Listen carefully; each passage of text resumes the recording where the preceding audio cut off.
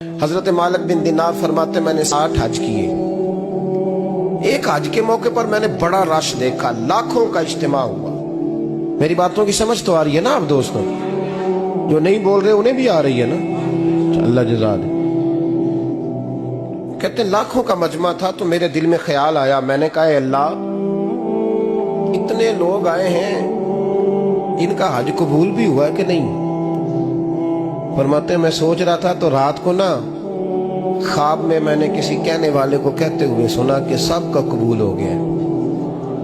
बल्ख का रहने वाला मोहम्मद बिन हारून बल्खी है, उसका हज कबूल नहीं। फरमाते शहरों के अलग-अलग खेमे लगते थे। अब भी आप हज करने जाएं तो पाकिस्तानियों की रिहायशें अलग होती हैं, इंडियन की अलग, बांग्लादेश के अलग, मिस्री, यमनी, सब लोग अलग अलग रिहायशें होती हैं, झंडे लगे होते हैं मुल्कों के।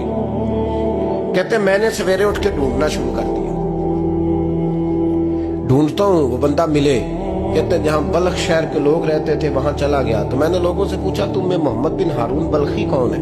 लोग कहने लगे वो तो बड़ा नेक आदमी है, परहेजगार है, बड़े भोले भाले, बड़े अल्लाह वाले, रियाज आपको बस हम ही जानते, वो तो बड़ा नेक है, परहेजगार आदमी। तो मैंने कहा अच्छा कहाँ है? उन्होंने कहा पहाड़ के पीछे उसने खैमा लगाया हुआ है, सारी रात इबादत करता है, सारा दिन रोजा रखता है, कायमुल लैल है, साइमुद दहर है। क्या बात? फरमाते मैं उन लोगों की बात सुन के हैरान हो गया कि मुझे क्या बताया गया, ये क्या कह रहे हैं? फरमाते मैं पहाड़ के पीछे गया। हज़रत मालिक बिन दिनार अलैहिर्रहमा फरमाते हैं जब मैं वहां पहुंचा तो मैंने उस शख्स को मुसल्ले पे बैठे देखा। कसरत इबादत के आसार उसके वजूद पर नजर आ रहे थे, सीधा बाजू उसका कटा हुआ था। फरमाते 2 रकते मुकम्मल करके ना मैंने उससे अस्सलाम वालेकुम कहा तो मुझे कहने लगा वालेकुम सलाम, आप मालिक बिन दिनार हैं? मैंने कहा बड़ी इसकी फिरासत है। फरमाते फिर उसने ठंडी सांस ली, कहने लगा आपको ख्वाब आई होगी कि मेरा हज कबूल नहीं। फरमाते मुझ पर और बिजली गिरी कि क्या कह रहा? मैंने कहा यार लोग भी तेरी तारीफ कर रहे हैं और तेरी बसीरत भी बड़ी है, तो ये माजरा क्या है? कहने लगा आप ना पूछे। ये कह के उसने रोना शुरू किया, देर तक रोता रहा। मैंने कहा नहीं यार तू बता। कहने लगा नहीं आप ना पूछे, आप नाराज हो गए। मैंने कहा मैं नहीं होता, तू बोल ना। कहने लगा हुजूर 24 साल हो गए मुझे हज करते हुए, 24 साल, 24वां हज है मेरा, और हर साल कोई अल्लाह का वली आके बताता है कि जा चला जा तेरा कोई नहीं कबूल हुआ। बेपरवाही वेख सज्जन दी जिथे किसे दी पेश न जावे, उन्हें ताजा वाले दर दर रोले ते मंगतियां तख्त बिठावे, आजम किसे नु कारा मिलदा ही कोई काबे खाली आवे। कहते हैं उसने मुझे कहा हुजूर 24वां हज है, हर साल कोई बताता है। मैंने कहा तेरी गलती। कहने लगा मैं अपनी माँ का नाफरमान। मैंने कहा वाकया क्या हुआ? कहने लगा हजरत अल्लाह ने मुझे दौलत दी, माल दिया, जमीनें दी तो मैं अय्याश हो गया। इमाम मालिक बिन दिनार रहमतुल्लाह अलैह फरमाते मुझसे कहने लगा पैसे आए तो मैं अय्याश हो गया। रमजान का महीना था, असर के बाद मेरी अम्मा इफ्तारी की तैयारी कर रही थी, मैं गया, मैंने कहा शराब पी हुई, अम्मा रोटी दे, तो अम्मा कहने लगी शर्म कर, शर्म कर, रोजा रखा नहीं तो जिन्होंने रखा है उनका तो ख्याल कर। कहते अम्मा की बात का मुझे गुस्सा लगा। मैं कहा करता हूं बदनसीब है वो बेटा जिसका बाप उससे बात करते हुए डरता है कि पता नहीं कहां से बोलेगा। बदनसीब नहीं वो बेटा जिसकी माँ उससे बात करते हुए सहम जाती है कि पता नहीं कौन सी बोली बोलेगा। बदनसीब नहीं कि माँ बाप भी जिससे खोल के बात ना कर सके। हजरत मालिक बिन दिनार से कहने लगा अम्मा ने जब कहा ना शर्म कर तो मुझे गुस्सा आया, मैंने माँ को थप्पड़ मारा और मेरी माँ जलते हुए तंदूर में गिरी। लोगों ने मुझे पकड़ के अंदर बंद कर दिया कमरे में। सारी रात मैं शोर सुनता रहा पर नशे में धोत रहा। सवेरे आंख खुली तो मेरी बीवी बैग बांध रही थी। मैंने कहा कहाँ जा रही हो? कहने लगी जो माँ का नहीं बना मेरा कैसे बनेगा?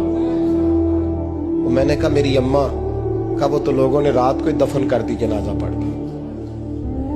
तड़प के कहने लगा मुझे क्यों नहीं बताया? तो कहते हैं लोग कहने लगे तेरी मरती हुई माँ कह गई थी इसे मेरा मुंह ना देखने देना। میرے جنازے کے قریب نہ آئے۔ حضرت مالک بن دینار فرماتے ہیں جب اس نے یہ بات سنائی تو میں نے بھی اس کے منہ پہ تھپڑ مارا۔ میں نے کہا تو اسی قابل ہے۔ کہتے ہیں وہ رونے لگا، حضور دعا کرے اللہ مجھ سے راضی ہو جائے۔ کہنے لگا جب ماں کی انتقال کی خبر ملی تو میں نے کلاڑی لے کے وہ ہاتھ کاٹ دیا جس سے ماں کو مارا تھا۔ میں نے ساری جائیدادیں خیرات کر دی۔ 24 سال ہو گئے، 24 سال ساری رات نماز پڑھتا ہوں، روزہ رکھتا ہوں، حج کرتا ہوں، پر ہر سال کوئی آ کے کہتا ہے جا دوڑ جا تیرا کوئی نہیں قبول ہوا۔ حضور دعا کرے مالک راضی ہو جائے۔ فرماتے میں تھپڑ مار کے آ گیا۔ میں نے کہا تجھ سے راضی ہو جائے اتنے ظالم سے؟ امام مالک فرماتے رات کو آ کے سویا تو مجھے خواب میں رسول پاک کا دیدار ہوا۔ تو نبی پاک علیہ السلام نے فرمایا مالک تو اسے مایوس کیوں کر آیا ہے؟ اللہ تو بڑا مہربان ہے۔ کہا حضور ماں کے نافرمان کو معافی کیسے ملے گی؟ تو امام مالک فرمانے لگے نبی کریم نے فرمایا جا اسے جا کے بتا دے تجھے قیامت میں تیری ماں کی وجہ سے بخش دیا جائے گا۔ کہا حضور اماں کی وجہ سے کس طرح؟ تو محبوب فرمانے لگے اس کی ماں قیامت میں اس کے خلاف مقدمہ دائر کرے گی رب کریم کی عدالت میں، اے اللہ میں نے 9 ماہ پیٹ میں رکھا، درد سہ کے اسے جنا، جگر کا خون پلا کے پالا اور اسی نے مجھے قتل کیا۔ رب کریم اس کی ماں کا مقدمہ سن کے کہے گا اٹھاؤ اس کو دوزخ میں پھینکو، اس نے ماں جلائی تھی اسے بھی جلاؤ۔ محبوب فرمانے لگے جب پکڑ کر کے مالک اس کو محمد بن ہارون کو لوگ لے جائیں گے نا جہنم کی طرف، ابھی فرشتے گھسیٹیں گے ہی تو پلٹ کے پھر اماں کی طرف دیکھے گا اور دوسری دفعہ پھر گھسیٹیں گے تو پلٹ کے دیکھے گا اور تیسری دفعہ پھر پلٹ کے کہے گا اماں یہ مجھے جلانے لگے، اماں یہ جہنم میں پھینکنے لگے۔ میرے حبیب فرمانے لگے وہ جل کے مرنے والی ماں وہاں بھی بول پڑے گی، کہے گی یا اللہ چل میں نے معاف کیا تو بھی معاف کر دے، اے اللہ میں نے معاف کیا تو بھی معاف کر دے، اللہ تو معاف کر دے اسے۔